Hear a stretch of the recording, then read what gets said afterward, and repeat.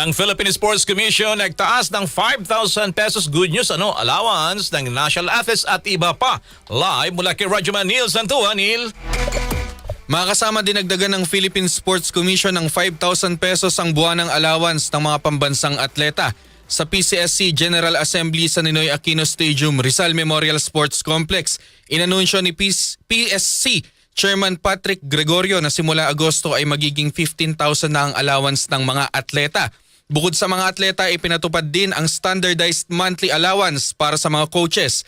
Ayon kay Gregorio, hindi mabubuhay ang mga atleta at coaches sa kasalukuyang allowance dahil mas mababa pa ito sa minimum wage.